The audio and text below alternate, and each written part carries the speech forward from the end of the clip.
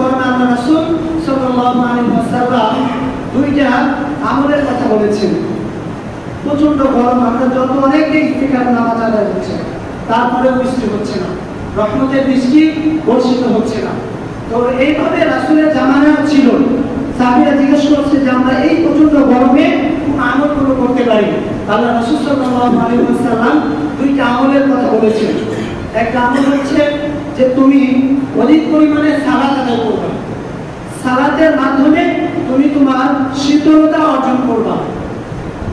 যতই গরম করতেছে, এই বৃষ্টি যদি না হয়, আমাদের সাধ্য আছে বৃষ্টি বর্ষণ করানোর, আল্লাহকে বলে, আল্লাহ যদি না চান। এই জন্য রাসূল যেহেতু বলেছে যে এই গরমে বেশি বেশি কি করতে হবে, নামাজ আদায় করতে হবে। 2 নম্বর আমল হচ্ছে যে সর্বদা আল্লাহ তাআলার উপর কি থাকতে হবে, সন্তুষ্ট থাকতে হবে। আল্লাহ রাসূল সাল্লাল্লাহু আলাইহি ওয়াসাল্লাম সাহাবীদেরকে বলতেন যে তোমরা সর্বদা আলহামদুলিল্লাহি আলা কুল্লি হাল, আলহামদুলিল্লাহি আলা কুল্লি হাল, আলহামদুলিল্লাহি আলা কুল্লি হাল। এই যে এটার অর্থ হচ্ছে যে সর্ব অবস্থায়, সব যে কোনো সিচুয়েশনে প্রশংসা কার, আল্লাহ তাআলা। গরম করছে, আল্লাহ তাআলার উপর রাখা যাবে না।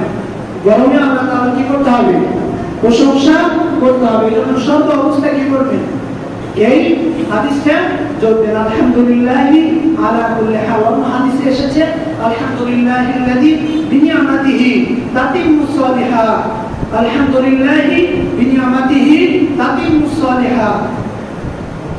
এই আমলগুলো দুইটা আমল করবেন, হয়তো আল্লাহ তাআলা আমাদেরকে এই গরম থেকে মুক্তি দিতে পারেন। আল্লাহ তাআলা যেন আমাদেরকে এই দুইটা আমল করার তৌফিক দান করেন। সকল বলুন আমিন।